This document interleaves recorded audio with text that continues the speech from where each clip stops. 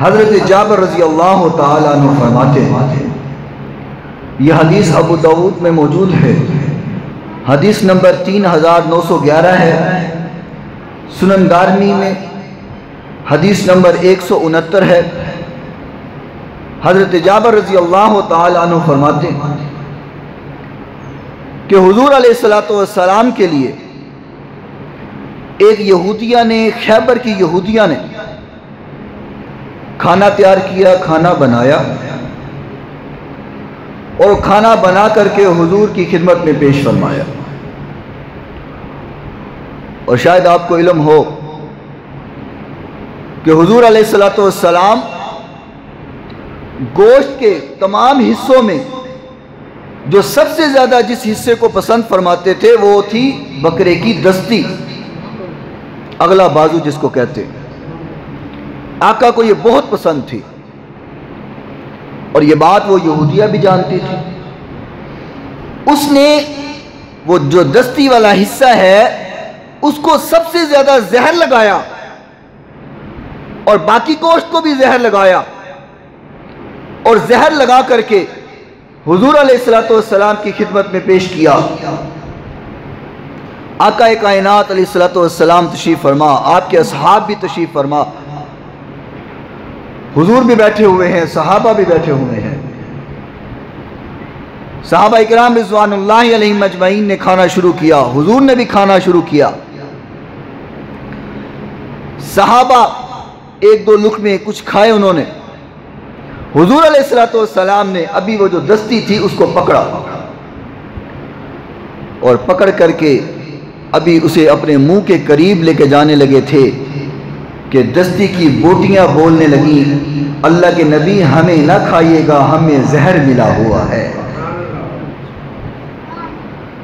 گوشت کی بوٹیاں بولنے لگی۔ میرے محترم سامعین، کوئی جانور بولے اور اس کو سمجھنا، یہ بھی جو بہت بڑی بات ہے، لیکن جانور زندہ بھی نہیں ہے، اس کو ذبح کر دیا گیا ہے، اس کی گردن کو اتار دیا گیا ہے، ساتھ منہ بھی نہیں لگا ہوا، زبان بھی نہیں لگی ہوئی، گوشت بنا دیا گیا ہے، بنانے کے بعد پک چکا ہے، پکنے کے بعد بھی گوشت کی بولیاں کوئی سمجھ سکتا ہے تو تیری اور میری سرکار سمجھ سکتی ہے۔ یہ قوت سماعت کس میں ہے؟ اللہ اکبر۔ محبوب کائنات علیہ السلام ابھی دستی کو کھانے لگے، بوٹیاں بولنے لگیں، حضور ہمیں نہ کھائیے گا، ہمیں نہ تناول فرمائیے گا، ہمارے اوپر زہر لگا ہوا ہے، ہمیں زہر سے بھرا گیا ہے، حضور ہمیں نہ کھانا۔ حضور علیہ السلام نے فرمایا، میرے صحابہ جاؤ اس عورت کو بلا کر کے لاؤ جس نے یہ کھانا بھیجا ہے۔ صحابہ آ گئے، اس یہودیہ کو بلایا گیا، یہودیاں آ گئیں، میرے محبوب نے فرمایا، بڑھیا کیا تو نے اپنے کھانے کو زہر لگایا ہے؟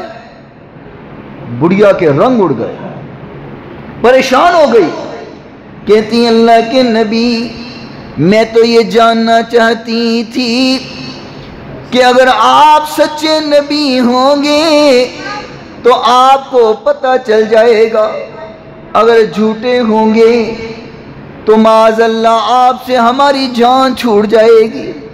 لیکن حضور ایک بات بتائیے، زہر لگاتے ہوئے میرے پاس کوئی موجود نہ تھا، جب میں نے زہر لگایا کسی کو بتایا بھی نہیں تھا، میں نے تو بڑی رازداری کے ساتھ زہر لگایا تھا، کوئی دیکھنے والا بھی نہ تھا، کوئی سننے والا بھی نہ تھا، آپ کو کیسے پتا چل گیا؟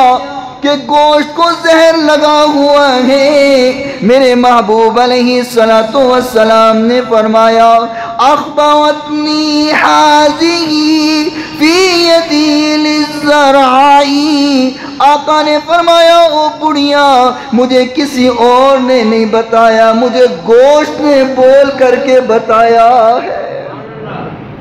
لوگو ساری کائنات کی قوت سماعت مل جائے، میرے محبوب کے قوت سماعت کا مقابلہ نہیں کر سکتے۔